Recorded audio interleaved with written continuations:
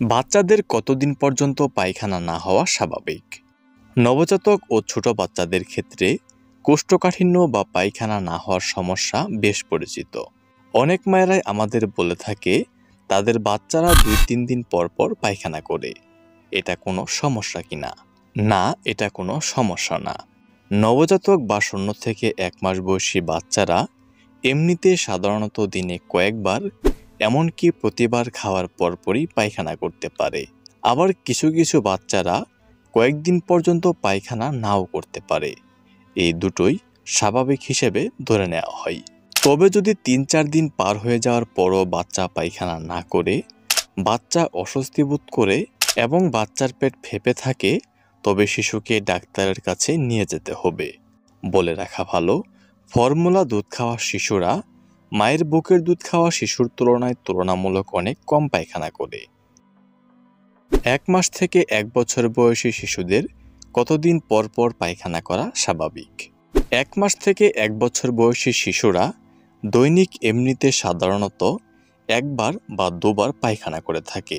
তবে 2-1 দিন পর পর হলেও তা স্বাভাবিক হিসেবেই ধরে নেওয়া হয়। কিন্তু যদি পায়খানা না হওয়ার সাথে পেট শক্ত হয়ে থাকে এবং পায়খানা খুব কষা হয়, তাহলে শিশুকে দ্রুত ডাক্তারের কাছে নিয়ে যেতে হবে। 1 বছর বয়সের বেশি বাচ্চাদের কতদিন পর পর পায়খানা হওয়া স্বাভাবিক? বড় শিশু বা 1 বছরের বেশি বয়সী শিশুরা সাধারণত এমনিতে প্রতিদিন 1 বার করে পায়খানা করে থাকে। তবে 1 দিন বা 2 দিন না হলেও চিন্তার কোনো কারণ নেই। তবে যদি পায়খানা না হওয়ার কারণে বাচ্চার ভেতরে কোনো অস্বাভাবিকতা দেখতে পান, তবে শিশুকে দ্রুত ডাক্তারের কাছে নিয়ে যেতে হবে। কিভাবে বুঝবেন বাচ্চার কোষ্ঠকাঠিন্য হয়েছে?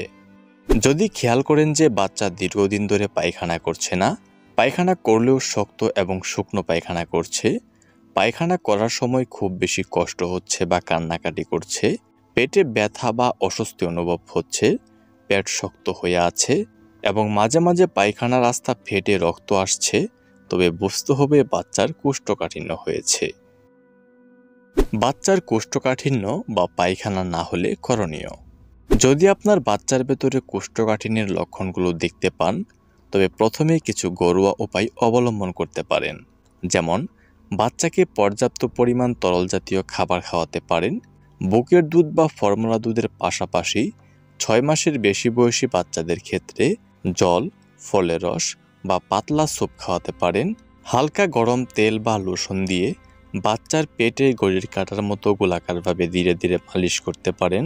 বাচ্চাকে চিৎ করে শুইয়ে তার পা দুটি ধরে সাইকেলের পেডেলের মতো করে ধীরে ধীরে নাড়াতে পারেন। বাচ্চাকে কুসুম গরম পানিতে কিছুক্ষণ বসিয়ে রাখতে পারেন। এটি তার শরীরের পেশিগুলোকে শিথিল করবে এবং পায়খানা করতে সাহায্য করবে।